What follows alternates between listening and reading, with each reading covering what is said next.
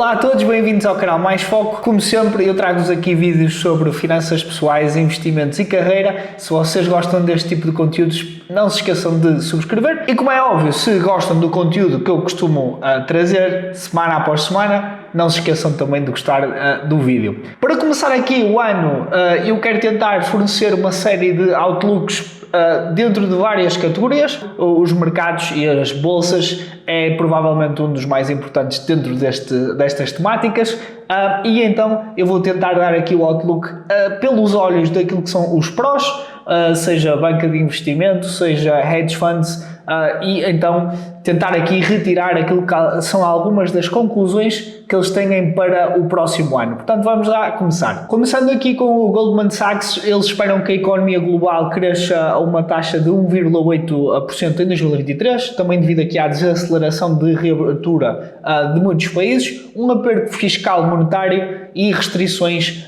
de Covid na China a começarem a desaparecer, e também uma queda significativa do mercado imobiliário. E com isto também a guerra da Rússia e da Ucrânia continua a ser um ponto de foco. Eles esperam que a economia dos Estados Unidos evitem por muito pouco uma recessão, enquanto que na zona euro e o Reino Unido provavelmente já estarão numa recessão devido ao aumento das contas da energia. A expectativa é que a China tenha um crescimento lento no primeiro trimestre devido à reabertura da economia, mas depois deve acelerar no segundo trimestre. A Europa Central e por exemplo, aqui a América Latina continuam a experimentar aqui o aumento das taxas de juro, que continua a ser aqui um passo bastante consistente, mas depois eles também têm bastante a exposição a matérias-primas, inflação e outra vez um aperto monetário contínuo. Passando aqui para a JP Morgan, eles esperam que a inflação diminua em 2023,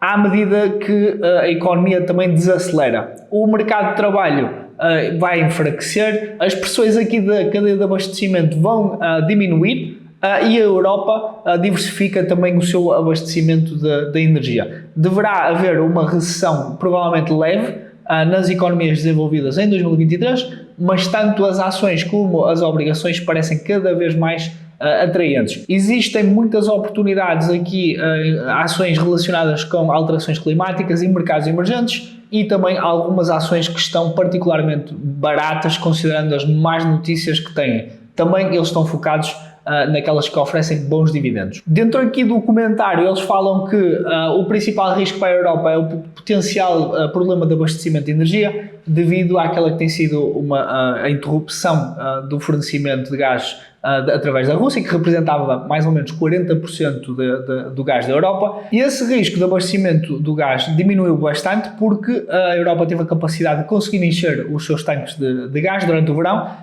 muito com gás natural aqui de efeito que veio dos Estados Unidos. Portanto, a menos que haja aqui um período com muito frio no início de 2023, a Europa provavelmente evitará ter que fazer um grande racionamento neste inverno e deverá passar mais ou menos bem aquilo que vão ser os meses de inverno. Isto também porque já em Portugal têm sentido a mesma coisa, as temperaturas não têm ido a valores tão baixos porque tem chovido bastante, e isso tem sido se calhar aqui, mas também depois por outro lado vemos bastantes cheias, mas isso tem sido se calhar um fator positivo dentro desta guerra comercial. Também eles esperam que aqui a China abra a sua economia, que estão agora a acabar aquilo que são os lockdowns da pandemia, e que disso vai aliviar as pressões na cadeia de abastecimento. A China tem enfrentado muitos desafios devido a como é que consegue controlar o vírus, mas agora estão a reverter essa política e espera-se que haja um grande aumento na atividade comercial. E isto também faz com que haja duas coisas. Se for uma pressão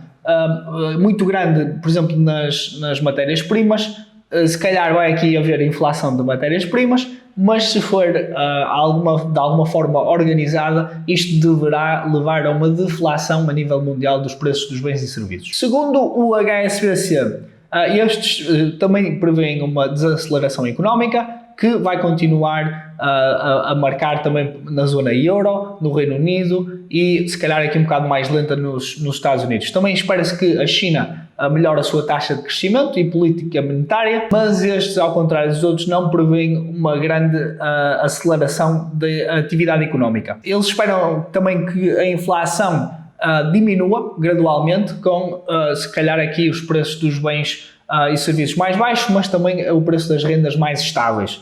Os bancos centrais deverão continuar a subir as taxas de juros para controlar a inflação e devem elevar aqui a 5% no primeiro trimestre de 2023 e manter-se, se calhar, este nível por 2024. Aqui é que eu acredito que pode ser um bocado mais baixo, mas o mercado de trabalho, principalmente nos Estados Unidos, tem continuado aqui a mostrar que se calhar eu vou estar errado. Há muitas incertezas aqui nos mercados, incluindo uma grande diferença entre os aumentos e qual é que é o impacto no crescimento. E as dificuldades que estão ainda a prever a inflação, quais é que são outros potenciais eventos inesperados, como tensões comerciais ou até mesmo novas variantes, a continuação da pandemia. Aqui os investidores são se calhar aqui aconselhados a priorizar as posições de equilíbrio em relação, por exemplo, a obrigações. Neste caso, em Portugal, pode ser, por exemplo, os certificados da Forro, pois as taxas de juros devem atingir o pico e as ações que dão dividendos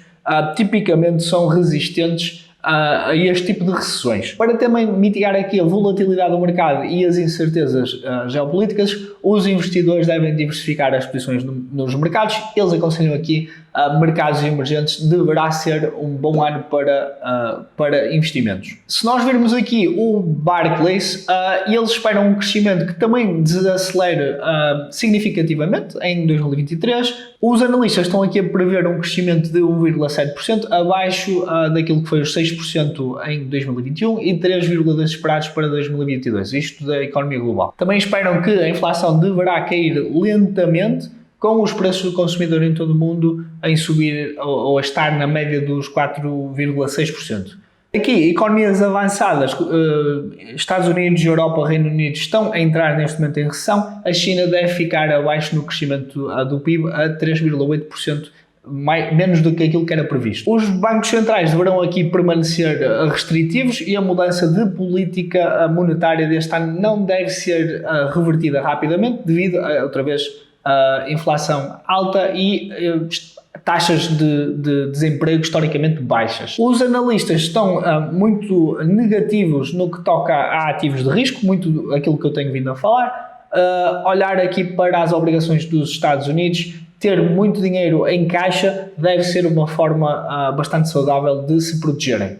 Se olharmos aqui por último para a BlackRock, há um regime de maior volatilidade macro e do mercado, e que está a causar, obviamente, uma recessão, e os bancos centrais continuam a apertar aqui na política monetária para controlar a inflação. Isto, claro, que tem aqui efeitos negativos em tudo o que é atividade económica e pressiona também os ativos de risco. Eles olham aqui para a inflação e esperam que ela baixe, mas vai permanecer persistentemente alta, mais do que aquilo que são as metas atuais, dos 2,5%, e os bancos centrais eventualmente recuarão no aumento das taxas de juros e à medida que os danos económicos provavelmente se tornem claros. Eles sugerem aqui, se calhar, uma mudança nos portfólios mais frequentes, incluindo coisas como, por exemplo, setores, região, subclasse de ativos, e dão um grande ênfase a obrigações, principalmente aquelas que são indexadas à inflação. Eles falam aqui que há bastantes variáveis a considerar: restrições na oferta, envelhecimento da população,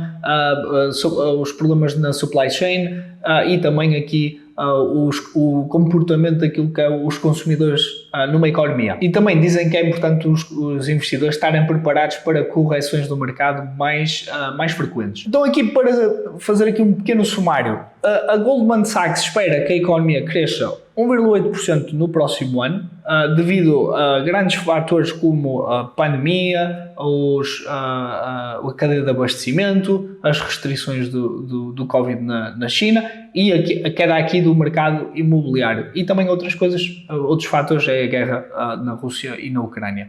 A JP Morgan espera que a inflação diminua em 2023, à medida que a economia também desacelera e o mercado de trabalho enfraquece.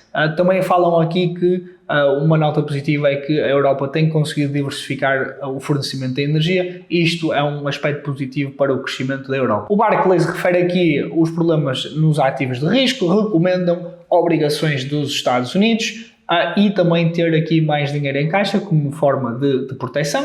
Esperam que o crescimento global desacelere significativamente em 2023 e prevêem aqui uma taxa de 1,7%. E também referem que economias avançadas estão neste momento numa recessão. O HSBC fala aqui que espera que a economia também desacelere, a economia global, devido a várias tensões comerciais, políticas da cadeia de abastecimento e também falam de que vai continuar aqui um aperto fiscal, monetário. Dizem aqui que tudo o que seja ativos de risco vão ter uma performance pior, mas dizem que, no geral, o mercado de ações ainda vai continuar a ter um bom desempenho. A BlackRock prevê um 2023 bastante difícil, devido aos todos os tópicos já falados anteriormente, mas acreditam que há algumas ações e também as obrigações podem estar atraentes este ano para alguns investidores. Portanto, no geral, acho que o sentimento é um bocado parecido em todos estes bancos ou fundos de investimento, mas se calhar um ou outro dizem que já estamos aqui numa recessão, outros dizem que vamos entrar numa recessão.